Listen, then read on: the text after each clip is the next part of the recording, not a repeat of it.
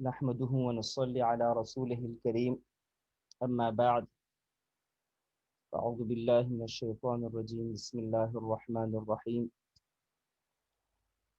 سبحانك لا علم لنا إلا ما علمتنا إنك أنت العليم الحكيم۔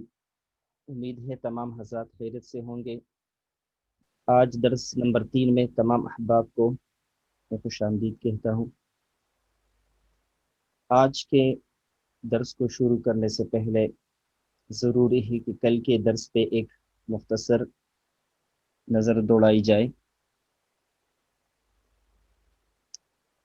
کل کے درس میں ہم نے یہ بات ذکر کی تھی کہ تلاوت میں مقامات کی باقاعدہ ابتدا سن 35 ہجری میں ہوئی، اور پہلا قاری وہ تھا عبید اللہ بن ابی بکرۃ الثقفی رحمۃ اللہ علیہ، جن کی پیدائش سن 14 ہجری کی ہے اور سن 79 ہجری میں وہ وفات پا گئے۔ اور دو مختلف مصنفین کے واسطے سے ہم نے ان کا تعارف پیش کیا تھا۔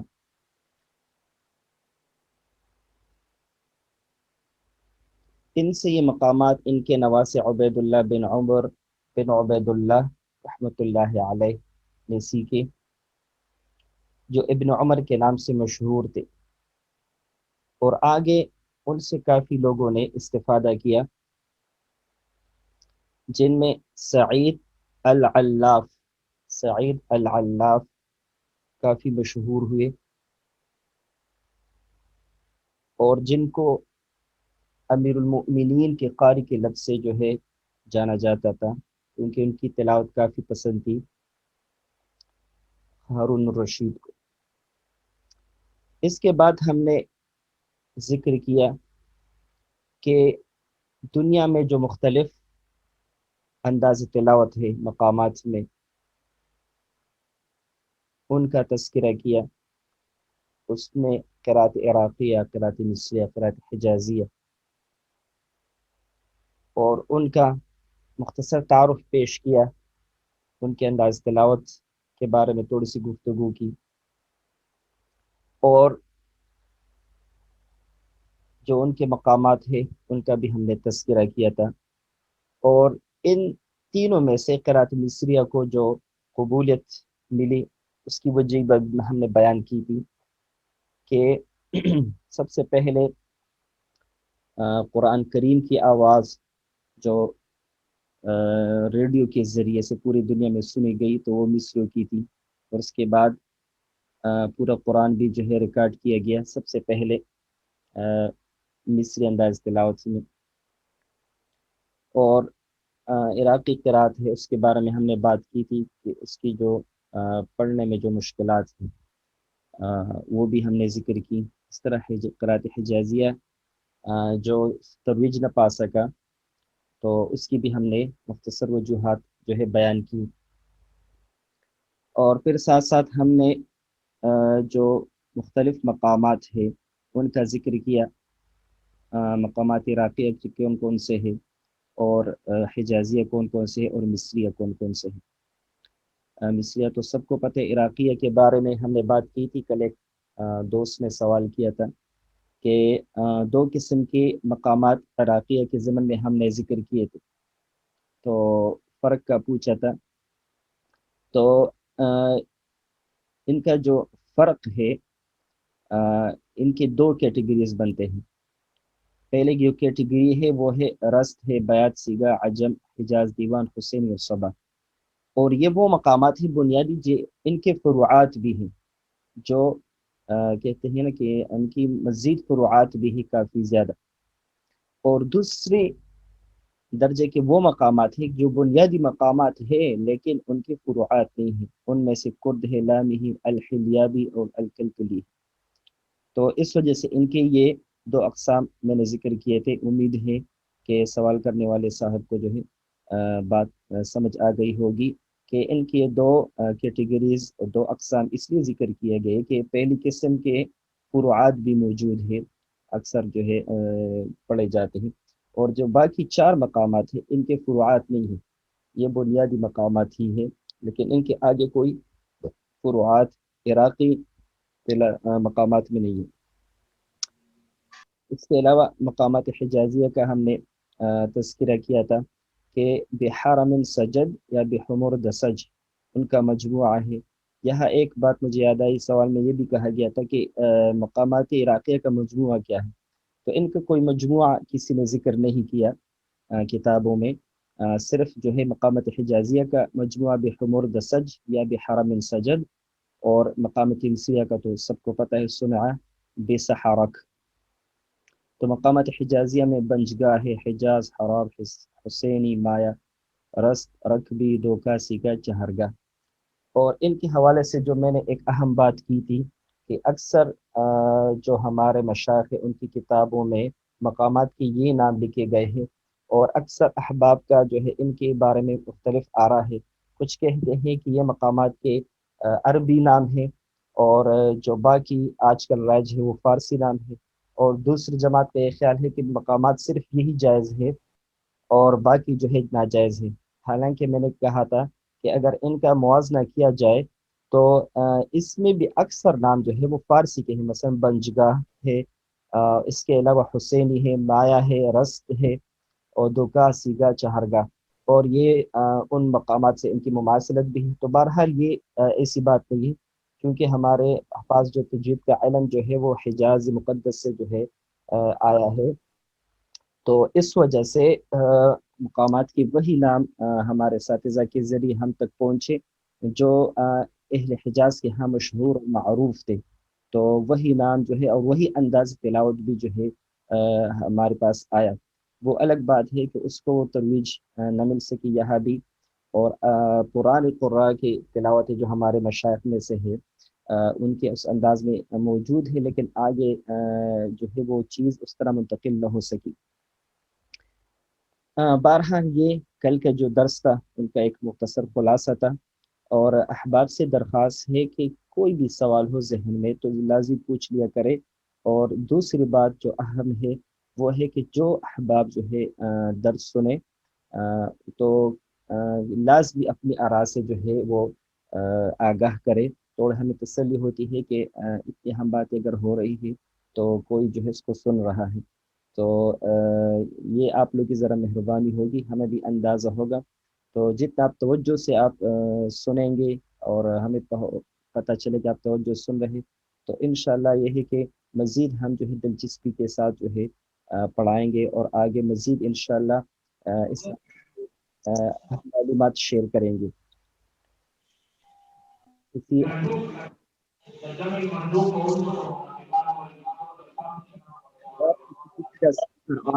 مہربانی اس کو آف کریں۔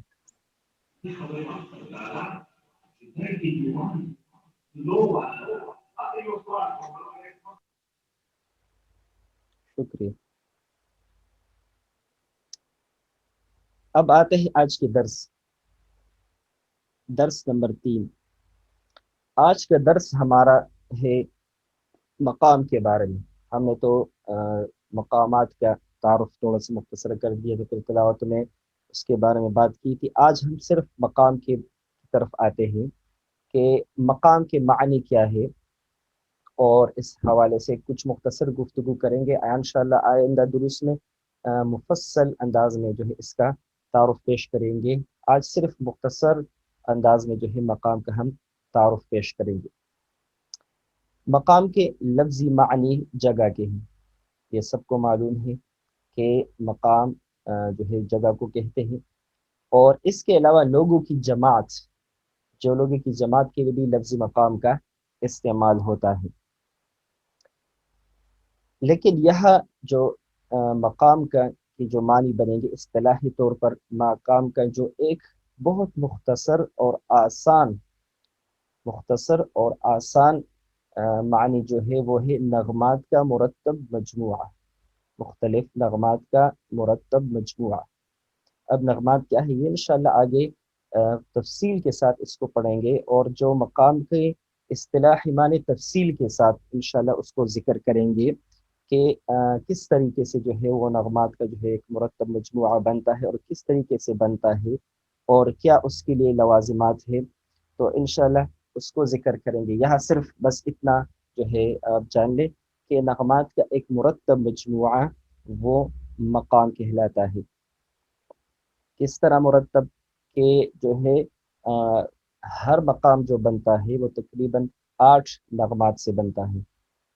ابھی میں تھوڑا سا مختصر ذکر کر دوں، انشاءاللہ پھر ان کے نام اور ساری تفصیل بتائیں گے کہ تو ہر جو ان کا ایک مرتب مجموعہ جو ہے بنتا ہے، پھر ہر مقام کا جو ہے شروع کرنے کا جو جگہ ہے، پھر آگے ان کے درمیان جو فاصلے ہوتے ہیں ایک مقام ایک نغمے سے دوسرے نغمے تک، تو انشاءاللہ اس سب کا تعارف جو ہے پیش کریں گے۔ مختصر طور پر آج آپ لوگ یہ جان لیں کہ نغمات کا مرتب مجموعہ مقام کہلاتا ہے۔ یہاں میں ایک اختلاف ذکر کروں کہ جو مقام کا جو تعارف ہے یا مقام کی جو تعریف ہے، اس میں اہل عراق اور اہل مصر کے ہاں تھوڑا سا اختلاف ہے۔ وہ اختلاف جو ہے کچھ خاص نہیں ہے۔ اہل عراق کے ہاں جو مقام کا ایک جو تعارف بنتا ہے، ان کے ہاں ہے مقامات کے مجموعے کو، مثلا جو نغمات ہمارے ہیں، نغمات کے مرتب ایک مجموعہ بنتا ہے، تو وہ نغمات کے بجائے وہ اصوات استعمال کرتے ہیں، آواز۔ ان کے ہاں جو نغمے کا ایک تعارف ہے وہ ہے آوازوں کا ایک مرتب مجموعہ۔ تو آوازوں کے ایک مرتب مجموعہ کو وہ نغمہ کہتے ہیں، اور پھر نغمات کے مرتب مجموعہ کو مقام کہتے ہیں۔ یعنی ان کے ہاں جو مقام ہے وہ ہے ایک مقام اپنی تمام اصلی اور فرعی جتنے بھی اس کے اجزاء بنتے ہیں، اس کا ایک مجموعہ جو ہے مقام کہلاتا ہے۔ یعنی اگر وہ کہتے ہیں مقام بیات، تو مقام بیات کو وہ صرف جو ہے ایک لحن کو مقام بیات نہیں کہیں گے، بلکہ اب مقام بیات کے جتنے فروعات ہیں، مثلا حسینی ہے، نوا ہے، شوری ہے، بیات عجمی ہے، بیات کردی ہے، ان سارے کے مجموع کو مقام کہتے ہیں، اور الگ الگ ان کو وہ صرف نغمات کہتے ہیں۔ اور مصر میں وہ جو ہے نغمات کے مرتب مجموع کو مقام کہتے ہیں، تو وہ مقام اصلی ہو یا فرعی ہو، تو وہ کہتے ہیں کہ یہ مقام بیات اصلی ہے، یہ مقام بیات شوری ہے، مقام بیات نوا ہے، یہ مقام بیات حسینی ہے۔ تو صرف یہ ایک مختصر سا ان کے ہاں ایک اختلاف ہے کہ اہل عراق کے ہاں اصوات یعنی آواز کے مجموعے کو وہ نغمات کہتے ہیں، نغمہ کہتے ہیں، اور پھر نغمات کے مجموعے کو وہ جو ہے مقام کہتے ہیں۔ ان کے ہاں مقام شوری نہیں ہوتا، بلکہ نغم شوری ہوتا ہے، نغم حسینی ہوتا ہے، نغم نوا ہوتا ہے۔ اس طریقے سے جو باقی مقامات ہیں، تو ان کے جو فروعات ہے اس کو وہ نغمے سے تعبیر کرتے ہیں، اور ان تمام جو فروعات کے مجموعے کو وہ مقام کہتے ہیں۔ یعنی ان کے وہ مقام کے اطلاق وہ ایک نغمے پر بھی کرتے ہیں اور تمام پر بھی کرتے ہیں، اور لیکن اہل مصر کے ہاں جو ہے وہ آواز نغمات کا جو ایک مرتب مجموعہ جو ہے وہ مقام کہلاتا ہے، چاہے وہ اصلی ہو چاہے وہ فرعی ہو۔ تو ایک مختصر سا جو ہے ایک تعارف تھا مقام کے حوالے سے۔ انشاءاللہ آگے اس کو تفصیل سے ذکر کریں گے، ہو سکتا ہے کچھ چیزیں ابھی سمجھ نہیں آئی ہوگی کہ اصوات کیا ہے، نغمات کیا ہے، اور اس کا مرتب مجموعہ کیا ہے، تو انشاءاللہ یہ ذکر کریں گے۔ اب آتے ہیں کہ لفظ مقام کا استعمال، کہ لفظ مقام کا استعمال جو ہے وہ کب ہوا اور کس نے کیا۔ لفظ مقام کا ان نغمات کے لیے یا اصوات کے لیے جو بھی آپ کے مقام بن مسعود بن جو 1310 میں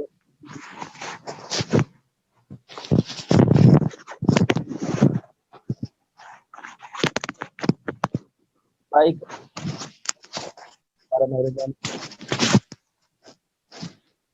کسی بھائی کا مائک آن ہے، بارے مہربانی اس کو بند کر، شکریہ۔ آپ سے جو ہے درخواست ہے تھوڑا سا اس کا خیال رکھیں، کافی زیادہ جو ہے وہ شور آتا ہے تو ڈسٹربنس جو ہے پیدا ہوتی ہے۔ تو سب سے پہلے لفظ مقام کا استعمال ان نغمات کے لیے یا اصوات کے لیے یا کچھ بھی کے لیے سب سے پہلے اس کے لفظ مقام کا جو استعمال کیا وہ قطب الدین بن مسعود بن مصلح الشیرازی، شیراز کے رہنے والے تھے، اور ان کی جو وفات ہوئی وہ ہوئی 1310۔ انہوں نے اپنی کتاب غرۃ التاج، غرۃ التاج، غرۃ التاج، غرۃ التاج میں انہوں نے سب سے پہلے اس کے لیے لفظ مقام کا استعمال کیا۔ اس سے پہلے مختلف جو ہے وہ نام استعمال ہوتے تھے، جس میں صوت کا استعمال بھی تھا، نغمہ بھی تھا، اور اس کے علاوہ دور کا، دور دال بورو دور، کیونکہ یہ ایک دور ہوتا ہے نغمات کا، کمپلیٹ ہوتا ہے، شروع ہو کر اوپر کی طرف جاتے واپس آتا ہے، تو اس حوالے سے کچھ اور نام بھی اب انشاءاللہ ہم ذکر کریں گے۔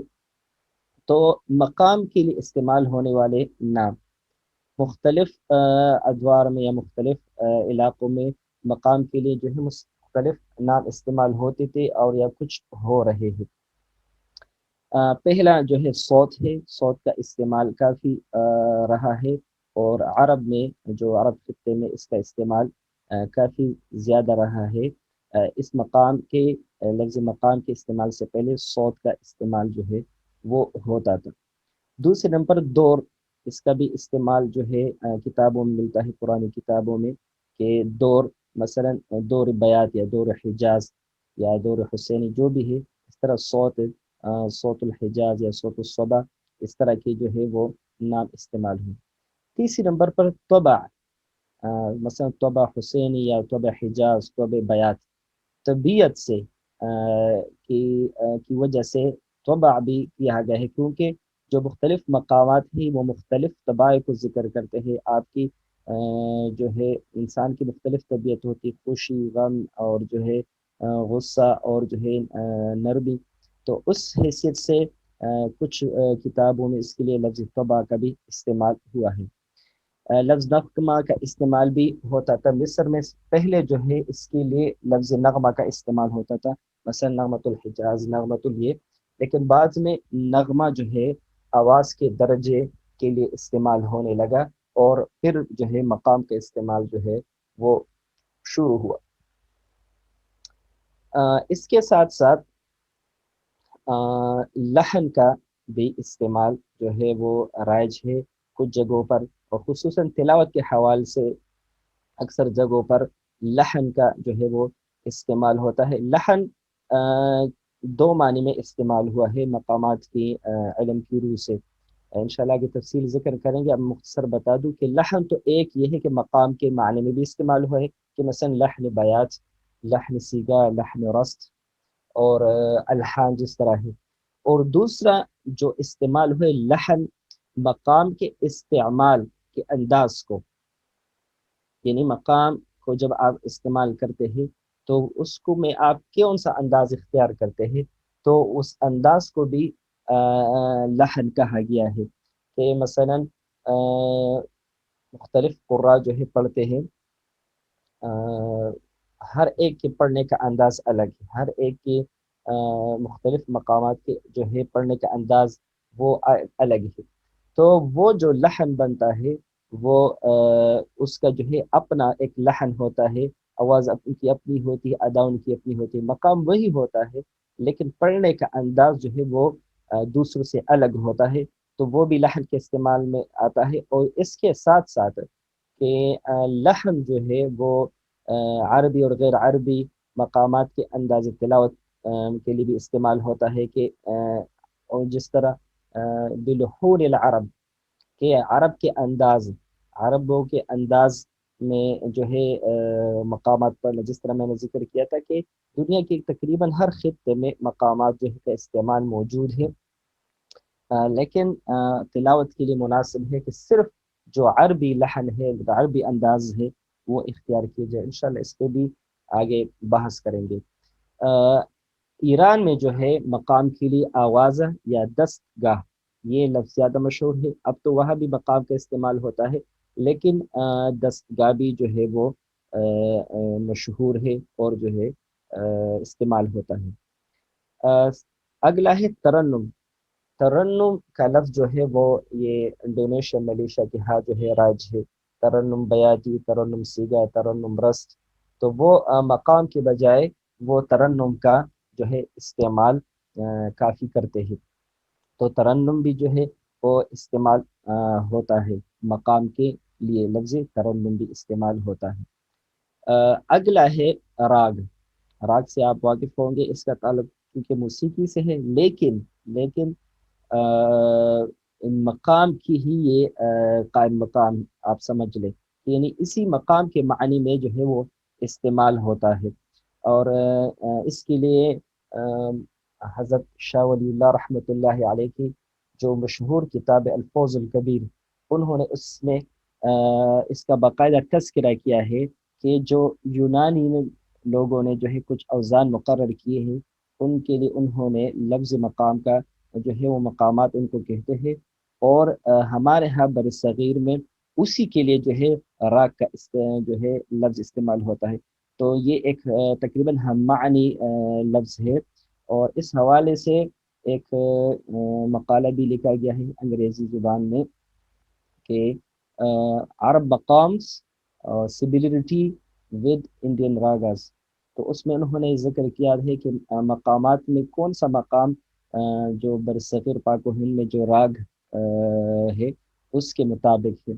تو بات وہی آ جاتی ہے کہ بالکل آپ جہاں بھی جائیں گے، آپ کو کوئی بھی آواز لگے گا تو وہ ان مقامات میں کسی نہ کسی میں ہوگا۔ ہاں البتہ اس کے استعمال میں فرق ہے کہ اس کو کس طرح استعمال کیا جاتا ہے مختلف علاقوں میں، مختلف جگہوں پر بھی۔ اور لفظ مقامی چین میں جو ہے لفظ مقامی استعمال ہوتا ہے، وہی مقام کے معنی میں ہے، اور انشاءاللہ کس ٹائم وہ مقامات ذکر کریں گے، مقامات کے وہ نام بھی ذکر کریں گے جو چین میں رائج ہے، کہ کون کون سے جو ہے وہ نام استعمال ہوتے ہیں۔ تو مقام کے لیے مقامی لفظ بھی جو ہے وہ مستعمل ہے۔ تو بہرحال آج کا جو سبق تھا وہ اگرچہ مختصر تھا، لیکن اس میں مختلف چیزیں بیان کی گئی۔ میں ایک دفعہ پھر جو ہے سٹارٹ سے جو ہے دہراتا ہوں تاکہ ذہن میں واضح ہو جائے۔ سب سے پہلے ہم نے ذکر کیا مقام کا تعارف، تو مقام کے جو لفظ معنی ہے وہ جگہ کے ہے، اس کے علاوہ لوگوں کی جماعت کے لیے بھی لفظ مقام استعمال ہوتا ہے۔ اصطلاحی طور پر نغمات کا مرتب مجموعہ مقام کہلاتی ہے۔ ایک مختصر تعریف ہے، اس کی مفصل تعریف آگے ذکر کریں گے جب ہم مقام کے بننے کا عمل ذکر کریں گے کہ مقام بنتا کیسا ہے اور اس کے کیا کیا اجزاء ہیں، کون کون سی چیزیں اس میں ہوتی ہیں اور اس سے مقام بنتا ہے اور کیسے بنتا ہے، انشاءاللہ یہ ذکر کریں گے۔ پھر یہاں میں نے ایک ضروری بات کی کہ اس کے تعریف میں جو ہے اہل عراق اہل مصر کے ہاں اختلاف ہے۔ ان کے ہاں عراقیوں کے اہل عراق کے ہاں اصوات یعنی آوازوں کا مرتب مجموعہ نغمہ کہلاتا ہے، اور نغمات کے مرتب مجموعہ کے پھر وہ مقام کہلاتے ہیں۔ اور پھر میں نے ذکر کیا کہ اہل مصر کے ہاں جو ہے چاہے وہ اصلی ہو چاہے فرعی ہو وہ مقام کہلاتا ہے۔ مثلا مقام بیات کو بھی مقام بیات کہتے ہیں، مقام بیات اصلی، بیات شوری، مقام شوری، اور مقام بیات شوری، مقام بیاتی نوا، اس کو بھی مقام کہتے ہیں، اور اصلی کو بھی مقام کہتے ہیں۔ اور اس کے ساتھ ساتھ جو ہے جتنے اس کے فروعات ہیں اس میں سے ہر ایک کو جو ہے وہ مقام کہتے ہیں، صرف اصلی اور فرعی کا جو ہے وہ لفظ لگاتے ہیں۔ لیکن جو اہل عراق کے ہاں ہے وہ ہے نغمات ہے۔ مثلا کہ کوئی مقام ہے تو اس کے جتنے بھی چاہے اصلی نغمہ ہے، اور وہ کہتے ہیں نغمہ بیات اصلی، اور نغمہ شوری، نغمہ نوا، تو اور باقی پھر ان سب نغمات کے مجموعہ کو وہ مقام کہتے ہیں۔ اس کے بعد ہم نے ذکر کیا کہ لفظ مقام کا استعمال کب اور کس نے کیا، تو سب سے پہلے قطب الدین بن مسعود بن مصلح الشیرازی نے، جو ان کی وفات 1310 میں ہوئی، اس نے اپنی کتاب درۃ التاج لغرۃ الدباج میں کی، اور سب سے پہلے انہوں نے ان اصوات یا جو بھی کہہ لے نغمات کے جن کے لیے پہلے سے مختلف نام رائج تھے، تو لفظ مقام کا استعمال کیا، اور اس کے بعد یہ لفظ جو ہے استعمال ہونے لگا۔ پھر ہم نے ذکر کیا کہ مختلف اوقات میں مختلف خطوں میں مقام کے لیے کون کون سے نام استعمال ہوتے ہیں. ویسے تو مقام کا لفظ بہت مشہور ہے تقریباً تمام خطوں میں، لیکن اس کے ساتھ ساتھ جو ہے یہ مختلف نام جو ہے وہ رائج ہے. اس میں صوت بھی ہے، آواز، صوت بیان، صوت حجاز بھی ہے. اس کے ساتھ دور کا نام بھی جو ہے وہ پرانی کتابوں میں اس کا ذکر ملتا ہے.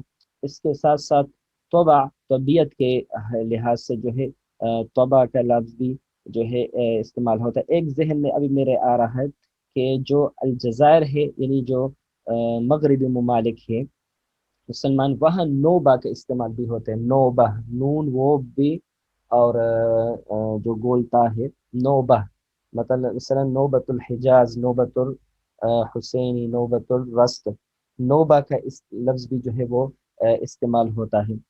اس کے ساتھ لفظ نغمہ، تو مصر میں پہلے جو ہے اس کے لیے ان مقامات کے لفظ نغمے کا استعمال ہوتا تھا، تو بعد میں جو نغمہ کو آواز کے ایک درجے کے طور پر جو ہے استعمال ہونے لگا، اور باقی جو ہے مقام کے لیے مقام کا نام استعمال ہونا شروع ہو گیا. نغمے کے بارے میں انشاءاللہ آگے ذکر کریں گے کہ یہ کس طرح کی آواز کے درجے کے طور پر استعمال ہوتا ہے. لحن بھی جو ہے استعمال ہوتا ہے، لحن بیات، لحن فلاں، لحن فلاں، اور اس کا استعمال بھی ہے، اور خصوصاً تلاوت کے حوالے سے مقام کے ساتھ ساتھ لحن کا استعمال بھی ہوتا ہے. ایران میں جو ہے آوازہ یا دستگاہ کا جو ہے نام مستعمل ہے اور استعمال میں آتا ہے، استعمال ہوتا رہتا ہے، اور مقام بھی استعمال ہوتا ہے. لحن بھی اکثر جو ہے جو ایران کے شروع سے مقامات کے تلاوت کے حوالے سے اس میں لحن کا بھی وہ استعمال ہوا ہے. اس کے ساتھ ساتھ ترنم کا لفظ بھی استعمال ہوتا ہے. انڈونیشیا، ملیشیا، ان کے ہاں جو ہے ترنم، ترنم بیاتی، ترنم رس، ترنم نہاون، تو وہ یہ بھی استعمال ہوتا ہے. راگ کے بارے میں بھی کہا گیا کہ یہ بالکل اس لفظ کے قائم مقام ہے، ہم معنی ہے، اور اس کے لیے میں نے جو آپ لوگوں کو بات بتائی کہ شیخ شاہ ولی اللہ رحمۃ اللہ علیہ اس نے اپنی کتاب الفضل الکبیر میں اس بات کا تذکرہ کیا ہے، احباب جو ہے اس میں دیکھ سکتے ہیں. اور پھر اگلا جو ہے میں نے مقامی جو ہے نام استعمال کیا، جو چین میں جو ہے رائج ہے، اور ابھی بھی وہاں کے موسیقی میں جو ہے اس کا استعمال ہوتا ہے، یہی لفظ مقام کے ہم معنی. تو آج کا جو سبق ہے وہ اختتام پذیر ہوا. عموم میں امید ہے کہ آپ لوگوں کے علم میں مقام کے حوالے سے اضافہ ہوا ہوگا. انشاءاللہ کل کے درس میں مقام کے تاریخ کے بارے میں ہم کچھ تذکرہ کریں گے کہ مقام کب شروع ہوا، جو اس کے نام ہے کس طرح. تو انشاءاللہ اس کے بارے میں کل تفصیل سے بات کریں گے. امید ہے کہ آپ لوگوں کی دلچسپی اس طرح قائم رہے گی، اور اللہ سے امید ہے کہ ہمارے اس پڑھنے پڑھانے کو قبول فرمائے، اور اس حوالے سے جو علم ہے اس سے اچھی طریقے سے مستفید ہونے کی ہمیں توفیق عطا فرمائے، اور اس جذبے کے ساتھ ہم پڑھیں کہ انشاءاللہ جو مقامات کا علم ہے، جس طرح مدارس جامعات میں تجوید درسن پڑھایا جاتا ہے، تو اس طریقے سے علم المقامات کو باقاعدہ جو ہے پڑھایا جائے پوری تفصیل کے ساتھ. یہ تو چونکہ معلومات ہے، انشاءاللہ اگلے ہفتے سے جو عملی اسباق انشاءاللہ شروع کریں گے کہ مقام جو ہے وہ کیسے بنتا ہے، کیسے ایک مقام دوسرے سے مختلف ہوتا ہے، کہاں مختلف ہوتا ہے، اور کیسے جو ہے ایک مقام سے دوسرے مقام میں جایا جاتا ہے. تو انشاءاللہ یہ ساری چیزیں وقتاً فوقتاً انشاءاللہ ذکر کریں گے. آج کا درس جو ہے اختتام پذیر ہوا.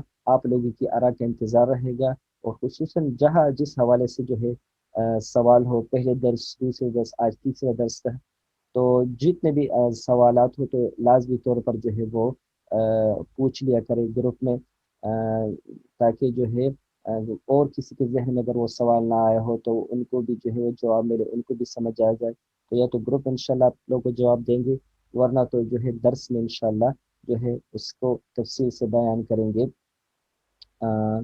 کل تک کے لیے میں اجازت چاہوں گا. السلام علیکم ورحمۃ اللہ وبرکاتہ.